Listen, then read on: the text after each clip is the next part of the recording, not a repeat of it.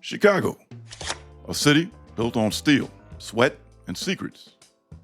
From the gambling dens of the 19th century to the smoke-filled back rooms of the outfit, power in this town has never been accidental.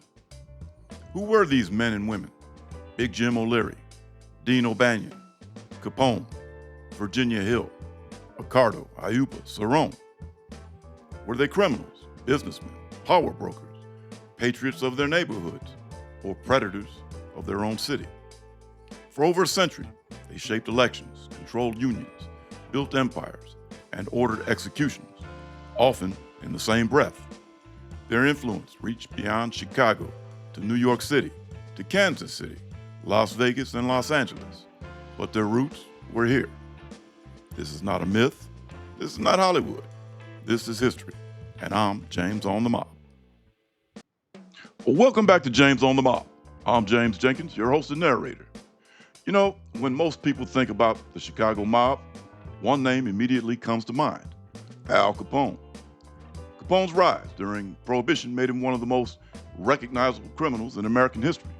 Newspapers followed his every move, and his violent reputation became part of national folklore.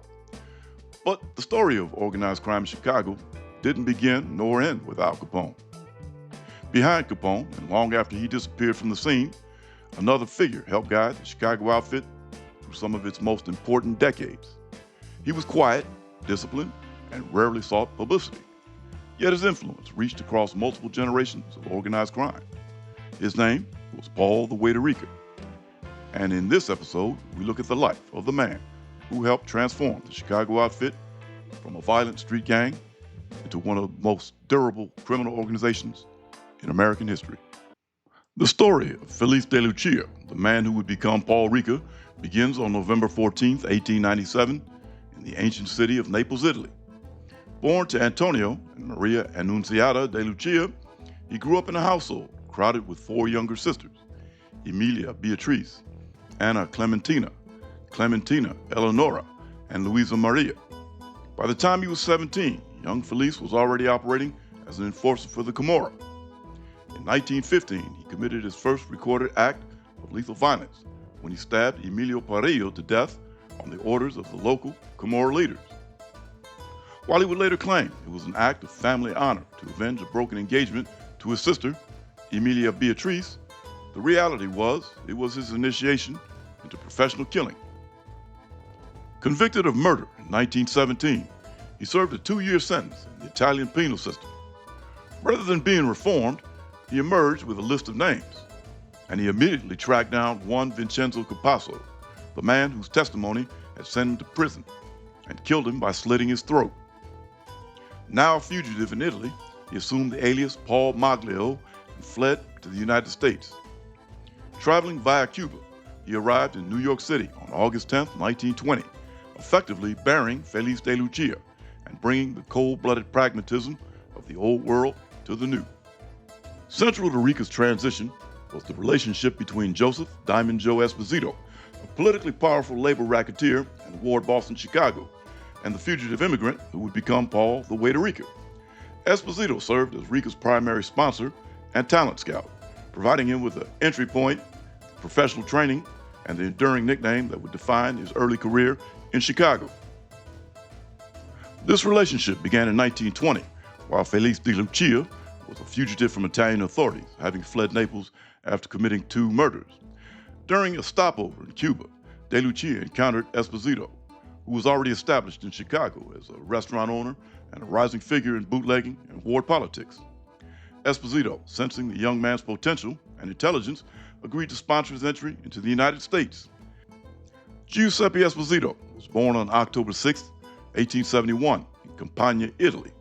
And following his immigration to Illinois in the early 1900s, he quickly immersed himself in Chicago's burgeoning criminal underworld, joining one of the Black Hand street gangs that were actively terrorizing Chicago's Little Italy at the time. This early immersion in street-level criminality was a crucial formative experience, providing him with foundational understanding of illicit economies and local power dynamics. The skills and networks developed within these early street gangs, including the use of violence, intimidation tactics, and establishment of territorial control, were directly transferable and scalable to the demands of the burgeoning Prohibition-era organized crime syndicates. Esposito utilized his legitimate business interests as a front for his criminal operations and as a farm system for new recruits. He's credited with having had a hand in creating, or at least sponsored, the infamous 42 Street Gang. He owned the Bella Napoli restaurant, located at 850 South Halsted Street. Upon his arrival in the Little Italy neighborhood of Chicago's near West Side, De Lucia began using the surname Ricca and was immediately integrated into Esposito's expanding criminal and political machine. Esposito appointed Ricca as the establishment's maitre d'. While Ricca's official role was management, his primary responsibility was overseeing the social dynamics of a venue popular with the city's political elite and high-ranking gangsters. It was this specific job, serving the table of Al Capone and other leaders of the Southside Gang, that earned Ricca the nickname The Waiter, a moniker he reportedly came to loathe, but which served as a useful cover for his actual criminal standing. Through Esposito, Ricca learned the mechanics of ward patronage and the use of campaign contributions to secure police and judicial compliance. This education was critical. While Esposito was eventually undone by his high profile and flamboyance, Ricca adopted a more disciplined, low-profile approach that would allow him to dominate the Chicago outfit for 4 decades. By the mid-1920s, the relationship between mentor and protege had begun to shift as the outfit, now led by Al Capone, sought to consolidate total control over the city's rackets. Although Esposito had been a mentor to Capone as well, having brought him, Ricca, and Frank Nitti into the organization, it was a Neapolitan thing, he eventually became a strategic rival as he maintained independent power through his ward organization. On March 21st, 1928, the rivalry reached a definitive conclusion.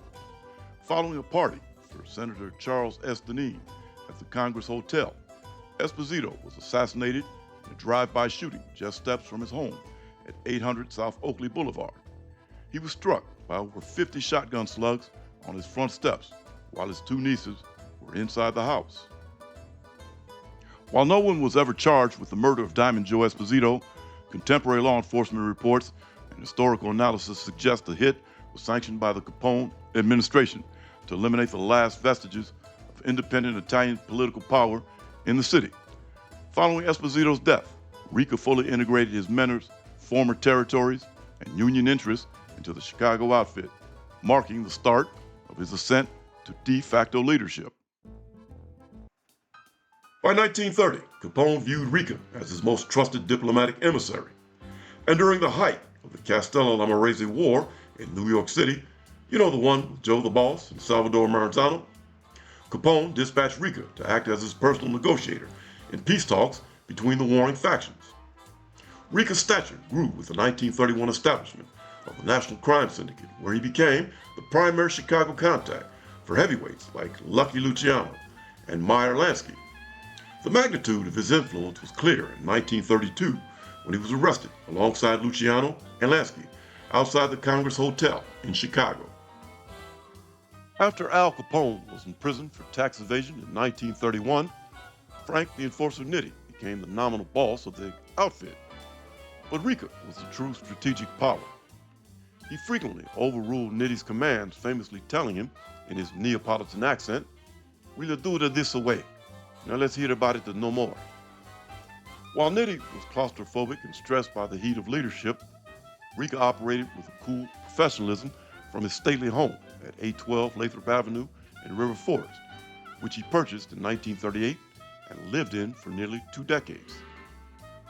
The early 1940s marked the outfit's most ambitious criminal enterprise, a massive labor racketeering scheme that extorted over $2 million from Hollywood movie giants like Paramount, MGM, and 20th Century Fox. Through labor leaders Willie Bioff and George Brown and outfit captain Johnny Roselli, the syndicate threatened the studios with ruinous strikes unless they paid a tax. When the federal government exposed the plot, the top leadership met at Frank Nitti's home at 712 Selborne Road in Riverside on March 18, 1943. Knowing Nitti's terror of returning to prison, Ricca demanded that the boss plead guilty and take the fall for the organization. Nitti, broken by the pressure, shot himself in a railroad yard the next day. Paul Ricca officially ascended to the position of boss of the Chicago outfit, naming Tony Accardo as his underboss. On December 30th, 1943, Ricca and 7 other leaders were convicted of extortion and sentenced to 10 years in federal prison. Ricca began his term at the federal penitentiary in Atlanta, but the experience was harrowing. Warden Joseph Sanford, known for his prejudice against Italian inmates, oversaw the severe beating of outfit member Phil DeAndrea, causing Ricca to fear for his own safety. Ricca ordered Accardo to use every political string in Washington, and through Missouri legislator Edward Putty Nose Brady, the outfit contacted St. Louis lawyer Paul Dillon, who had direct access to the White House. Simultaneously, Dallas lawyer Maury Hughes met with Attorney General Tom Clark. In May 1945, Ricca and his associates were transferred to Leavenworth Penitentiary in Kansas.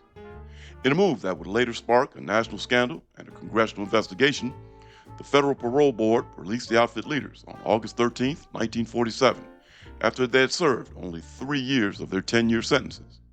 The release was so sudden that the Chicago Parole Office didn't even have time to submit its standard analysis of the case. As a condition of his 1947 parole, Ricca was forbidden from associating with known mobsters. He adapted by moving into a semi-retired consultant role, sharing power with Tony Accardo in what became the most stable leadership duo in mafia history.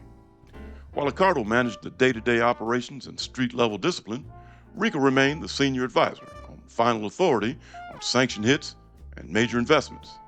Together, they orchestrated the outfit's expansion into Las Vegas using Teamsters pension loans to finance casinos like the Stardust, Riviera, and Desert Inn, creating a multi-million-dollar pipeline of cash that flowed back to Chicago for decades. During this period, Ricca managed his interests from his 1,100-acre farm in Kendall County near Aurora, Illinois, which he had purchased in 1939. In 1957, as Tony Accardo faced intense internal revenue scrutiny, Ricca ordered the promotion of their protege, Sam Momo Giancana, to front or street boss. This move allowed the brash Giancana to attract the attention of law enforcement and the media, while Ricca and Accardo continued to rule from the background of their quiet suburban estates. The final decades of Paul Ricca's life were defined by a relentless legal war with the federal government. On October 10, 1956, the U.S. attorney filed for his denaturalization, arguing that he had obtained his 1928 citizenship through fraud by using the Paul Maglio alias to hide his murder convictions in Italy. His citizenship was revoked in June of 1957, and for the remainder of his life, the next 15 years, Ricca outmaneuvered authorities in one of the longest-running immigration cases in American history. During this time, Ricca moved to a new primary residence at 1515 Bonnie Bray in River Forest, Illinois, and maintained a winter estate at 4285 Pine Tree Drive in Miami Beach, Florida.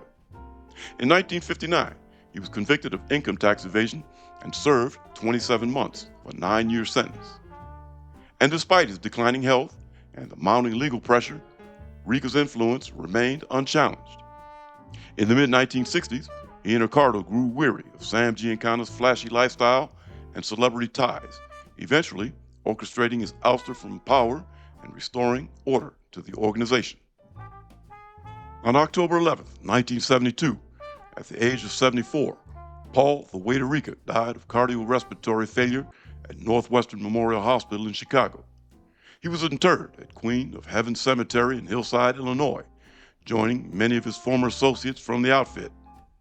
He had lived a life that transitioned from a teenager with a knife in Naples to the man who built the modern corporate-style Chicago Mafia, leaving behind a legacy of calculated silence and unmatched criminal authority. So goes the story of Paul the Waiter Ricca. Ricca was never the loudest voice in the room, and that was precisely his power. While others built their reputations on violence and visibility, Ricca operated in the shadows. He shaped Chicago outfit into a disciplined, far-reaching criminal enterprise. And after the fall of Al Capone, it was Ricca who helped stabilize the organization, steering it away from reckless publicity and toward calculated influence. He understood that survival depended not on headlines, but on structure, alliances, and business fronts, and especially quiet control. Working with Tony Accardo, Ricca helped transition the outfit into a modern syndicate, expanding it into labor racketeering, gambling, and eventually the lucrative Las Vegas scam, all while maintaining a low profile that insulated the leadership from law enforcement pressure. Even during his imprisonment and the controversy surrounding his parole, Ricca's influence never truly faded. He remained a central strategist, a man whose authority didn't need to be declared because it was already understood. And in many ways, Ricca embodied the evolution of organized crime in Chicago, from the chaotic gang wars of the Prohibition era to a more corporated, calculated system of power. His legacy isn't marked by a single act, but by decades of quiet control, where decisions were made behind closed doors that shaped the direction of the outfit for generations. In the end, Paul the Waiter Ricca wasn't just part of the Chicago outfit, he was one of the men who ensured that it endured. And in the comments below, let me know your thoughts on Paul Ricca. I'm James Jenkins. If you've enjoyed this video on The Waiter, come on now, bump up that up thumb, subscribe to the channel, and share. And be on the lookout for another episode of James on the Mob. I want to take a minute here to apologize. I've been offline for a minute. I'm just getting over one of these old-fashioned late winter Midwest colds. And yeah, it knocked me on my ass. However, I wanted to get something out to you, the viewer. The channel's just passed its 1K subscriber milestone. And we here at James on the Mob thank each and every one of you. And for those of you thinking about it, don't.